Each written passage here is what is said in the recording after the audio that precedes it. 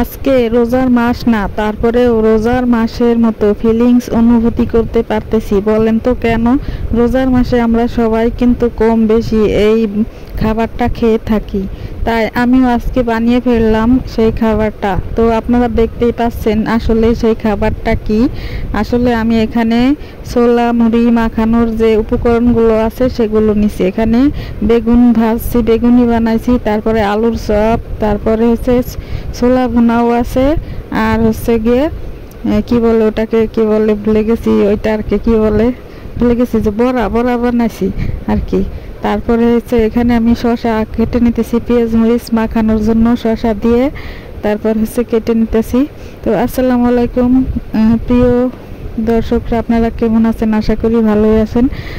যারা আমার ফলোয়ার আছে সবার জন্য আমার শুভকামনা রইল। আশা করি সবাই ফুল ভিডিওটা দেখে সুন্দর করে একটা কমেন্ট করে যাবেন। তো এখানে আমি যেহেতু রোজার মাছ না বানাইতেছি, তো অল্প করেই শসা কাটছি, তারপরে মরিচ আর পেঁয়াজ কাটছি, এটা মাখিয়ে নিয়ে ভালোভাবে তারপরে হচ্ছে সরিষার তেল দিয়ে মাখায় নিতে হবে, তাহলে খুব সুন্দর একটা ফ্লেভার আসবে।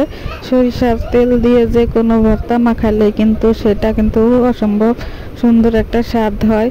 তো আশা করি আপনারা সবাই এইগুলো বাসায় ট্রাই করেন। বিশেষ করে রোজার মাস হলেই কিন্তু সবাই এই খাবারটা বেশি বেশি করে খায়।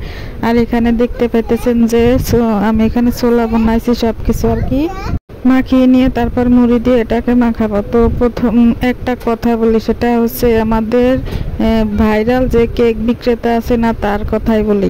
সে ভাইরাল হয়েছে কেক বিক্রি করে, তারপরে সবাই এখন তার কেকের দোষগুণ খুঁটে বেড়াইতেছে, কিভাবে তাকে নিচে নামানো যায় সে চেষ্টাই করতেছে।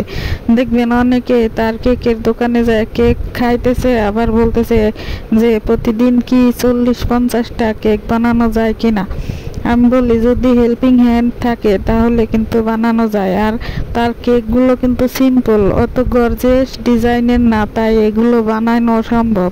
আসলে বাঙালি কারো ভালো দেখতে পারে না, ভালো দেখলেই তাকে কিভাবে নিচে নামানো যায় সেই চেষ্টাই করে। আমি তার ভিডিওগুলো সবসময় দেখি। তো একটা ভিডিওতে দেখলাম যে একজন মহিলা গিয়ে আর কি বলতেছে যে সে এই কেকের ভিতরে অন্য কিছু মিক্স করে, কেমিক্যাল মিক্স করে, তাকে এটা স্বীকার করতে বলেন। মানে সে যে এটার ভিতরে কেমিক্যাল মিক্স করে সেটা তাকে জোর করে স্বীকার করাইতেছে। সে তো এটার ভিতরে কেমিক্যাল মিক্স করে না, করলে কি সেটার স্বাদ নিশ্চয়ই অন্য ধরনের হইতো, সেটা স্বাদ অন্যরকম হয়ে যাইতো না, মানুষ কেক খায় তো অসুস্থ হয়ে যেত। সেটা কিন্তু একজনও হয় নাই, তারপরেও তারে দিয়ে স্বীকারোক্তি করাই নিবে যে এটা ভালো হয় নাই। তো দেখতে পাচ্ছেন মুড়িটা আমি খাইতেছি, মুড়ি কিন্তু সেই রকম স্বাদ হয়েছে। আর আমার ক্যামেরাম্যান ছিল কিন্তু আমার ছেলে। তো